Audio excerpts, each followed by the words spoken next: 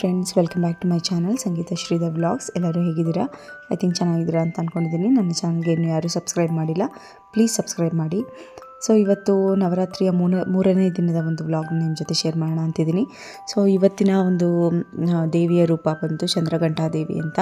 So ಮೂರನೇ ದಿನನೂ ಕೂಡ ನಾನು ಬೆಳಗ್ಗೆ ಬೇಗನೆ ಎದ್ದು ಎಲ್ಲ ಹೊರಗಡೆನೂ ಕ್ಲೀನ್ ಮಾಡಿಕೊಂಡು ರಂಗೋಲಿ ಎಲ್ಲ ಹಾಕಿ, ಮನೇಲೂ ಅಷ್ಟೇ ರಂಗೋಲಿ ಎಲ್ಲ ಹಾಕಿ ಚೆನ್ನಾಗಿ ಪೂಜೆ ಎಲ್ಲ ಮಾಡಿದೆ. ಪ್ರಸಾದ ನೈವೇದ್ಯ ಎಲ್ಲನೂ ಕೂಡ ಚೆನ್ನಾಗಾಯಿತು. ಅಖಂಡ ದೀಪ ಚೆನ್ನಾಗಿ ಉರಿತಾ ಇದೆ.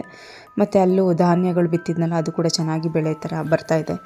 ಸೊ ಅವತ್ತು ಬ್ರೇಕ್ಫಾಸ್ಟ್ ಎಲ್ಲ ಮಾಡ್ಕೊಂಡು ಬೆಳಗ್ಗೆ ನಾನು ಕಾಲೇಜ್ಗೆ ಹೋಗಬೇಕಾಗಿತ್ತು. ಸೊ ಅದಕ್ಕೋಸ್ಕರ ನಾನು ಆಟೋ ಬುಕ್ ಮಾಡಿಕೊಂಡು ಕಾಲೇಜ್ಗೆ ಹೋಗೋಣ ಅಂತಂದ್ಬಿಟ್ಟು ಹೋಗ್ತಾಯಿದ್ದೆ. ಏನಕ್ಕೆ ಅಂತಂದರೆ ತುಂಬ ಇಂಪಾರ್ಟೆಂಟ್ ವರ್ಕ್ ಇತ್ತು. ಇನ್ನೇನು ಶುರು ಆಗುತ್ತಲ್ವ, ರಜೆ ಎಲ್ಲ ಮುಗಿದ್ಮೇಲೆ ಆ್ಯಸ್ ಯೂಶ್ವಲ್ ಕಾಲೇಜು ಸ್ಟಾರ್ಟ್ ಆಗುತ್ತೆ.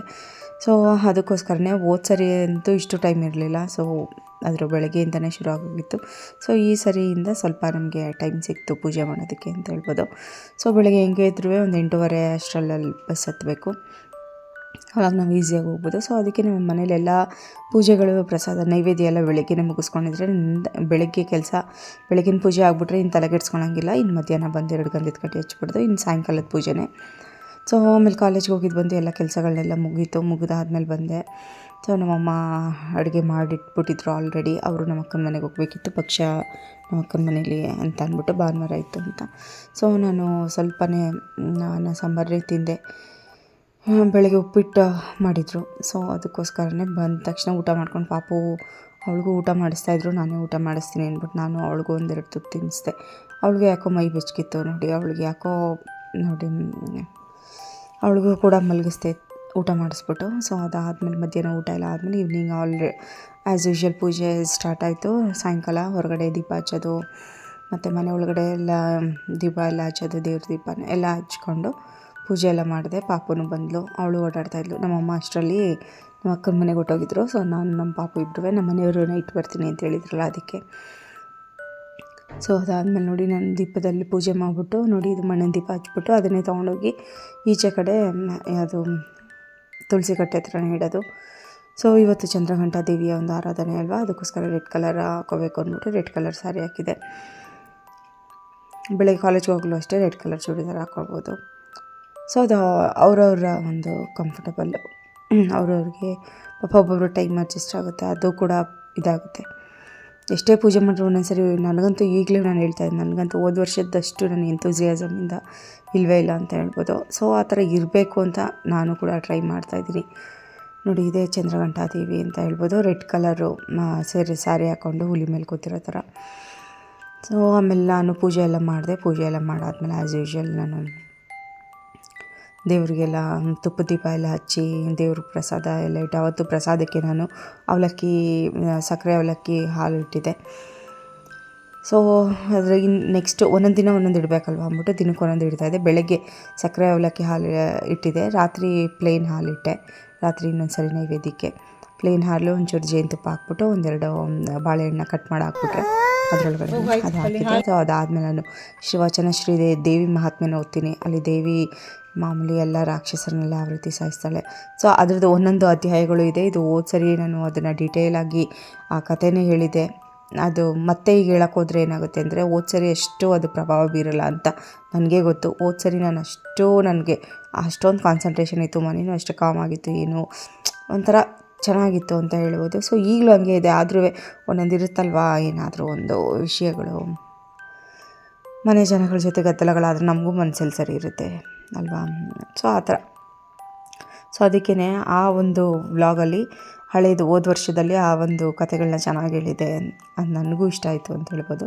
ಸೊ ಅದಾದಮೇಲೆ ದೇವ್ರ ತುಪ್ಪದ ದೀಪ ಎಲ್ಲ ಆಯಿತು. ಸೊ ಈವ್ನಿಂಗು ರಾತ್ರಿ ಮಲ್ಕೊಳ್ಳೋ ಅಷ್ಟರಲ್ಲಿ ಒಂದು 10 ಗಂಟೆ 10:30 ನಾವು ಮಲ್ಕೊಳ್ಳೋವಾಗ ಅದು ದೇವ್ರಿಗೆ ಏನು ಇಳಿ ತೆಗೆದ್ಬಿಟ್ಟು ಅಥವಾ ಕೆಂಪು ನೀರು ಆರತಿ ಮಾಡಿಬಿಟ್ಟು ಅದಾದಮೇಲೆ ನಾವು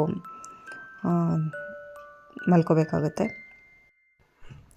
ಯಾವತ್ತೂ ಅಷ್ಟೇ, ಯಾವುದೇ ದೇವ್ರು ಕೂರಿಸಿದ್ರು ಅಷ್ಟೇ ರಾತ್ರಿ ಹೊತ್ತು ಅದಕ್ಕೆ ದೇವರಿಗೆ ಒಂದು ಕೆಂಪು ನೀರು ಆರತಿ ತೆಗೆದು ಮರಿಬಾರ್ದು. ವರಮಹಾಲಕ್ಷ್ಮಿಲೂ ಅಷ್ಟೇ, ಗೌರಿ ಹಬ್ಬದಲ್ಲೂ ಅಷ್ಟೇ, ಮತ್ತು ಈ ಹಬ್ಬದಲ್ಲೂ ಅಷ್ಟೇ ಏನಕ್ಕೆಂದರೆ ಒಂದೊಂದ್ಸರಿ ನಮ್ಮದೇ ದೃಷ್ಟಿ ಬಿದ್ದಿರುತ್ತಲ್ವ, ಸೊ ಅದಕ್ಕೋಸ್ಕರನೇ.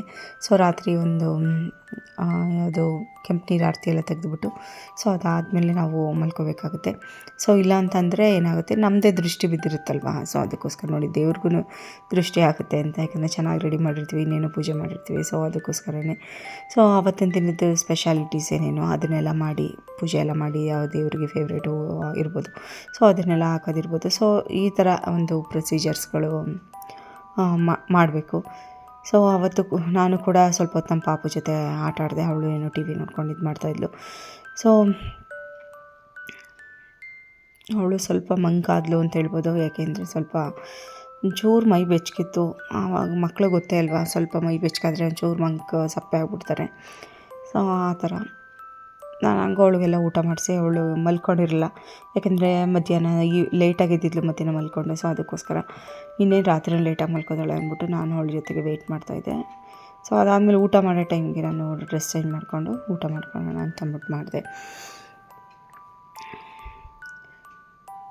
ಸೊ ಇನ್ನು ಆಮೇಲೆ ದೀಪದಲ್ಲಿರೋ ಕಿಟ್ಟ ಎಲ್ಲ ತೆಗೆದುಬಿಟ್ಟು ದೀಪಕ್ಕೆ ಮತ್ತೆ ಎಣ್ಣೆ ಹಾಕ್ಬಿಟ್ಟು, ಯಾವ ಎಣ್ಣೆ, ಇದನ್ನು ಕೊಬ್ಬರಿ ಎಣ್ಣೆ ಹಾಕ್ತಾರಲ್ಲ, ಸೊ ನಾನು ಕೊಬ್ಬರಿ ಎಣ್ಣೆನೇ ಹಾಕ್ತಿರೋದ್ರಿಂದ ದೀಪಕ್ಕೆ ಮತ್ತೆ ಕೊಬ್ಬರಿ ಎಣ್ಣೆ ಹಾಕ್ಬಿಟ್ಟು ಕಿಟ್ಟ ಎಲ್ಲ ತೆಗೆದುಬಿಟ್ಟು ನೀಟಾಗಿ ಅದನ್ನು ಸರಿ ಮಾಡ್ಬಿಟ್ಟು ಮಲ್ಕೋಬೇಕು. ನೋಡಿ ಆವಾಗ ತೋರಿಸಿದ್ದು ಕೆಂಪು ನೀರು ಆರತಿ, ಅದು ನೆನ್ನೆದು ಒಂದು ಶಾರ್ಟ್ ಮಾಡಿದೆ, ಅದು ಅನಿಸುತ್ತೆ. ಇದು ಇವತ್ತೊಂದು ನೋಡಿ, ಇವತ್ತೊಂದು ಎಲ್ಲ ಆದಮೇಲೆ ಲಾಸ್ಟಲ್ಲಿ ನಾವು ಆರತಿನ ತೆಗೆದ್ಬಿಟ್ಟು ಮಾಡ್ಕೋಬೇಕು. ಆ ಕೆಂಪು ನೀರು ಆರತಿ ತೆಗೆದ್ಬಿಟ್ಟು ಮಾಮೂಲಿ ಕೆಂಪು ನೀರು ಯಾವ ರೀತಿ ಹಣೆಗಿಡ್ತೀವಿ ದೇವ್ರಿಗೆ ಅದೇ ಥರನೇ ಇಡಬೇಕು. ಸೊ ಅವತ್ತು ನಾನು ಲೈಟ್ಸ್ ಎಲ್ಲ ಆಫ್ ಮಾಡಿಬಿಟ್ಟಿದ್ದೆ. ದೇವ್ರ ಮನೆದೊಂದು ಲೈಟ್ ಇದ್ದೇ ಇರುತ್ತೆ, ಅದು ಕಾಣುತ್ತೆ ಚೆನ್ನಾಗಿ ಅಂದ್ಬಿಟ್ಟು. ಸೊ ರಾತ್ರಿ ನಾವು ಮಲ್ಕೊಳ್ಳೋ ಟೈಮ್ಗೆ ಅದನ್ನು ದೇವ್ರಿಗೆ ಆರತಿ ಎತ್ಬಿಟ್ಟು ಮಲ್ಕೊಳ್ಳೋದು. ಎಲ್ಲ ಮಡಿ ಬಟ್ಟೆನೇ ಆಗಿರೋದ್ರಿಂದ ನೋ ಪ್ರಾಬ್ಲಮ್. ಸೊ ಅವತ್ತೇ ವಾಶ್ ಮಾಡಿಬಿಟ್ಟು ಅಲ್ಲಲ್ಲೇ ಕ್ಲಿಯರ್ ಮಾಡ್ಕೊಬಿಡ್ತೀನಿ. ನಾನು ಯಾವುದೇ ಬಟ್ಟೆ ಉಳಿಸಲ್ಲ, ಎಸ್ಪೆಷಲಿ ಈ ಥರ ಪೂಜೆ ಮಾಡುವಾಗ ಎಲ್ಲ ಮಡಿಯಾಗೇ ಇರಬೇಕು ಅಂತ ಅಂದ್ಬಿಟ್ಟು. ಸೊ ಇದಾಗಿತ್ತು ಗೈಸ್ ಇವತ್ತಿನ ಒಂದು ವ್ಲಾಗ್ ಅಂತ ಹೇಳ್ಬೋದು. ಮಲ್ಕೊಳ್ಳುವಾಗ ಅದನ್ನು ದೇವರ ದೀಪನ ಕಿಟ್ಟ ಎಲ್ಲ ತೆಗೆದ್ಬಿಟ್ಟು ಮತ್ತೆ ಎಣ್ಣೆ ಹಾಕ್ಬಿಟ್ಟು, ತುಂಬ ಅಂದರೆ ಒಂದು ಮುಕ್ಕಾಲಷ್ಟು ಎಣ್ಣೆ ಹಾಕ್ಬಿಟ್ಟು ಮಲ್ಕೋಬೇಕು. ಯಾಕೆಂದರೆ ನೈಟು ಅದೇನೋ ಆರೋಗಬಾರ್ದು. ನನಗೂ ಹಂಗೂ ಸಡನ್ನಾಗಿ ಒಂದೊಂದ್ಸರಿ ಈ ಥರ ದೇವ್ರು ಕೂರಿಸಿರುವಾಗ ಇದಕ್ಕಿದ್ದಂಗೆ ಎಚ್ಚರ ಆಗಿಬಿಡುತ್ತೆ ಮಧ್ಯದಲ್ಲಿ. ಆವಾಗೊಂದ್ಸರಿ ಬಂದು ಚೆಕ್ ಮಾಡ್ಕೊಂಡ್ಬಿಡ್ತೀನಿ, ಏನೆಲ್ಲ ಉರಿತಾ ಇದೆ ಅಂತ ಅಂದ್ಕೊಂಡು ಮತ್ತೆ ಹೋಗಿ ಮಲ್ಕೋತೀನಿ. ಸೊ ಈ ಥರ ಒಂದು ಈ ದೇವ್ರನ್ನ ಕೂರಿಸಿದ್ಮೇಲೆ ಸ್ವಲ್ಪ ಕೇರ್ಫುಲ್ಲಾಗಿ ನೋಡ್ಕೋಬೇಕು ಈ ದೀಪ, ಅಖಂಡ ದೀಪ ಇಟ್ಟಾಗ. ಸೊ ಇದಾಗಿತ್ತು ಗೈಸ್ ಇವತ್ತಿನ ಒಂದು ವ್ಲಾಗ್. ನೆಕ್ಸ್ಟ್ ವ್ಲಾಗಲ್ಲಿ ಮೀಟ್ ಮಾಡೋಣ. ಇವತ್ತಿನ ಚಂದ್ರಘಂಟಾ ದೇವಿಯ ಒಂದು ಆರಾಧನೆ ನೋಡಿದ್ರಿ ಅಲ್ವಾ, ಆ ದೇವ್ರದ್ದೇ ಕೆಲವು ಬೀಜಾಕ್ಷರಿಗಳು, ಮಂತ್ರಗಳಿರುತ್ತೆ. ಸೊ ಅದನ್ನು ಹೇಳ್ಕೊಂಡ್ರಾಯಿತು. ಸೊ ನೆಕ್ಸ್ಟ್ ವ್ಲಾಗಲ್ಲಿ ಮೀಟ್ ಮಾಡೋಣ. 4ನೇ ದಿನದ ಒಂದು ವ್ಲಾಗ್ ಸಂಡೇ ಯಾವ ರೀತಿ ಇರುತ್ತೆ ಅಂತ ನಿಮ್ಮ ಜೊತೆ ಶೇರ್ ಮಾಡ್ತೀನಿ. ಅಲ್ಲಿ ತನಕ ಬಾಯ್, ಟೇಕ್ ಕೇರ್ ಆ್ಯಂಡ್ ನನ್ನ ಚಾನಲ್ಗೆ ಸಬ್ಸ್ಕ್ರೈಬ್ ಮಾಡಿ, ಶೇರ್ ಮಾಡಿ, ಲೈಕ್ ಮಾಡಿ, ಕಮೆಂಟ್ ಮಾಡಿ, ನನ್ನ ಚಾನಲ್ಗೆ ಸಪೋರ್ಟ್ ಮಾಡಿ ಗೈಸ್. ಬಾಯ್, ಟೇಕ್ ಕೇರ್.